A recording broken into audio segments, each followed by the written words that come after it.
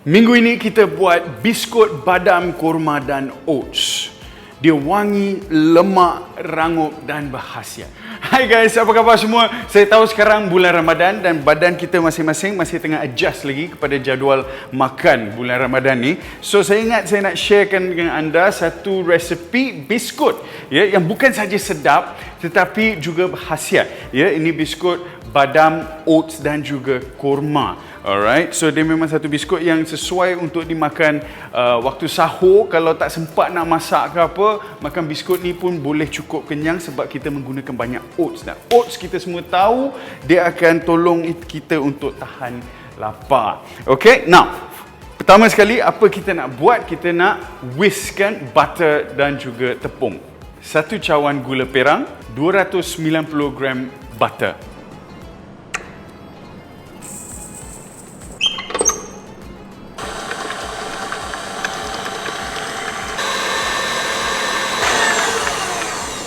Alright, so bila kita nampak butter kita warna dia dah pudar dan juga gebu, sekarang kita nak masukkan telur dan juga essence vanilla. 1 biji telur besar, 2 sudu teh essence vanilla.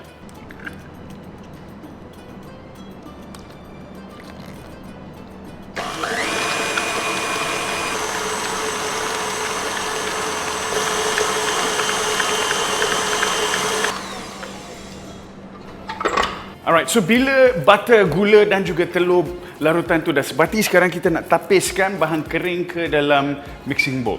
1,5 cawan tepung gandum, 1 sudu teh garam, 1 sudu teh baking soda.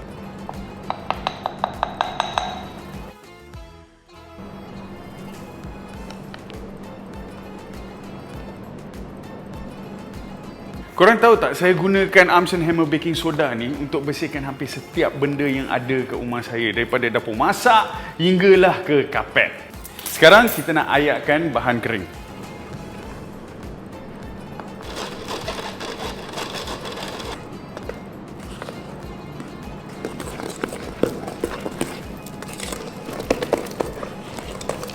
Sekarang kita masukkan 3 cawan quick cook oats, 1 cawan kurma yang telah dibuang biji dan dipotong kecil, 80 grams almond flakes dan setengah biji buah pala.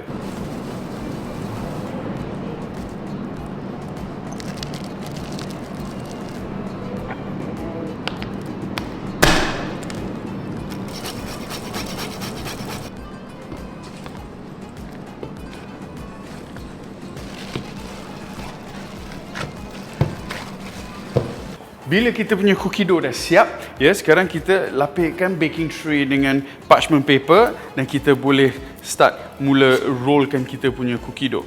Gunakan sudu supaya semua hampir saiz yang sama.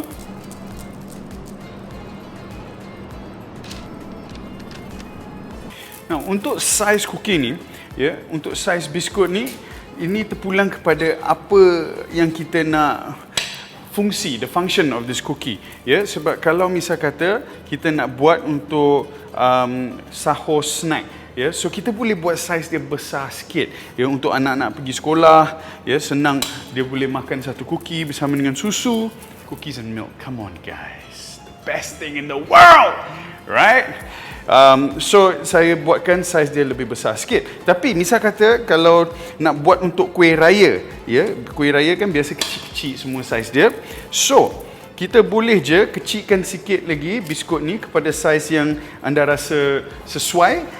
Tapi kalau kita kecilkan lagi biskut saiz ni, nanti kita cuma kena adjust dia punya cooking time. Alright, masa masak dia.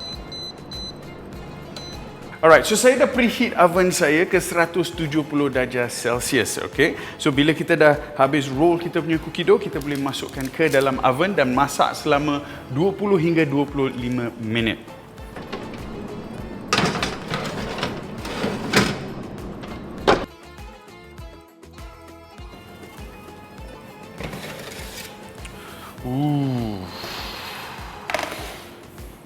Alright, so bila kita dah keluarkan daripada oven, kita nak bagi dia rest atas baking tray selama 5 minit sebelum kita masukkan ataupun pindahkan kepada cooling rack untuk dia cool down.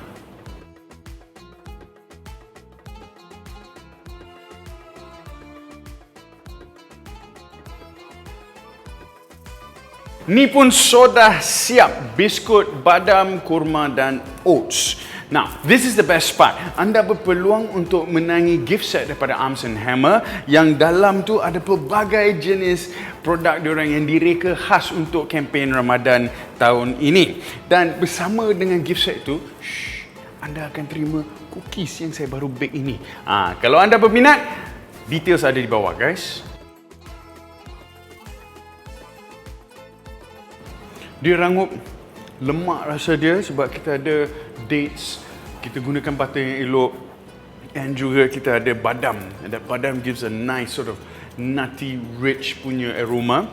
Dan tekstur juga, dia bukan saja tekstur biskut tetapi dia ada tekstur badam yang crunchy, dia ada tekstur oats yang dia macam kenyal-kenyal sikit, dan of course dia ada tekstur daripada dates. So bila kita makan, dia macam pelbagai tekstur dalam satu biskut.